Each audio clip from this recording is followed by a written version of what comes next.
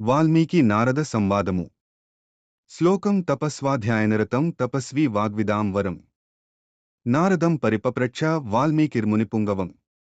తపళ్ళీలుడును, వేదాధ్యయన నిరతుడును, వాక్చతురులలో అగ్రేసరుడును, మునిశేఖరుడును అయిన నారదుడు ఒకనాడు వాల్మీకి మహర్షి యొక్క ఆశ్రమమునకు విచ్చేసెను. అప్పుడు గొప్ప తాపసి అయిన వాల్మీకి ముని జిజ్ఞాసతో ఆ దేవర్షిని ఇట్లు ప్రశ్నించెను. ఓ మహర్షి! సకల సద్గుణ సంపన్నుడును, ఎట్టి విపత్కర పరిస్థితిలోనూ తొణకనివాడును, సామాన్య విశేష లౌకికాలౌకిక ధర్మములను ఎదిగినవాడును, శరణాగతవత్సలుడును, ఎట్టి క్లిష్ట పరిస్థితులయందును ఆడి తప్పనివాడును, నిశ్చలమైన సంకల్పము గలవాడును, సదాచార సంపన్నుడును, సకల ప్రాణులకును హితమును గూర్చెడివాడును, సకల శాస్త్రకుశలుడును, సర్వకార్యధురంధరుడును, తన దర్శనముచే ఎల్లరనూ సంతసింపజేయువాడును, ధైర్యశాలియును, అరిషడ్వర్గమును జయించినవాడును, చక్కని రూపలావణ్యములతో శోభిల్లుచుండెడివాడును, ఎవ్వరిపైనను అసూయలేనివాడును, రణరంగమున కుపితుడైనచో దేవాసురులను సైతము భైకంపితులను జేయువాడును అగు మహాపురుషుడు ఎవరు? ఓ దేవర్షి! మీరు సర్వజ్ఞులు. ఇట్టి మహాపురుషుని గురించి తెల్పగల సమర్థులు మీరే. అంతట త్రిలోకజ్ఞుడైన నారదుడు వాల్మీకి పలుకులకు సంతసించి, ఓ మహాముని! నీవు ప్రస్తావించిన ఈ ఉదాత్త గుణములు ఒక్కరియందే కుదురుకునియుండుట దుర్లభము. అయినను అట్టి విశిష్టగుణములుగల ఉత్తమ పురుషుని గూర్చి తెల్పెదను వినుము అని పల్కి నారద మహర్షి శ్రీరాముని గుణగణములను వివరించెడి రామాయణగాథను సంక్షిప్తముగా దెలిపి బ్రహ్మలోకమునకేగెను. రామాయణ కావ్యావతరణము. ఆదికవి చతురాస్యో కమలజవల్మీకజో వందే. లోకశ్లోక విధాత్రో యయోర్భిదా లేసమాత్రేణ. కమలోద్భవుడైన బ్రహ్మముఖము నుండి వేదము, వల్మీక సంభవుడైన వాల్మీకి మహర్షిగంటము నుండి శ్రీమద్రామాయణము జాలువారినవి. ఇరువురును చతురాస్యులు అనగా ఒకరు చతుర్ముఖులు, మరియొకరు చతురవచనులు. బ్రహ్మ లోకవిధాత, వాల్మీకి శ్లోకవిధాత. ఆయుభయుల మధ్యగల భేదము లేసమాత్రమే. కావుననే వేదసారమైన రామాయణము వాల్మీకి మహర్షి హృదయము నుండి ఆవిర్భవించినది. మహర్షి వాల్మీకి ఆదికవియేగాక వేదాంతి, దార్శనికుడు, తపస్వి, ప్రజలకు మార్గదర్శకుడు.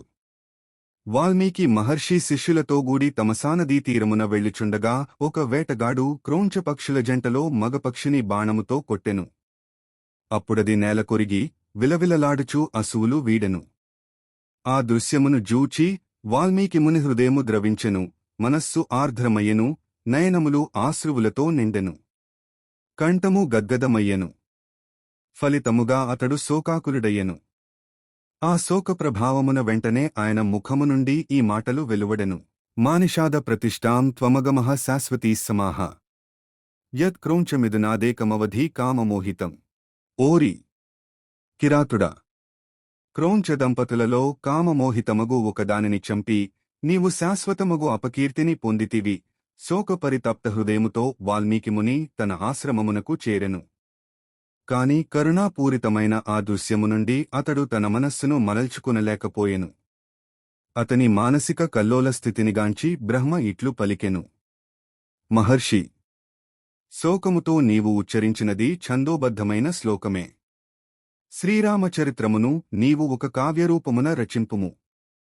ఈ రామాయణ మహాకావ్యము లోకములయందు పర్వతములు నదులు ఉన్నంతకాలము విరాజిల్లుచు శాశ్వత కీర్తిని సంపాదించును. యావత్ స్థాస్యంతి గిరేహ సరితశ్చ మహీతలే తావత్ రామాయణ కథా లోకేషు ప్రచరిష్యతి.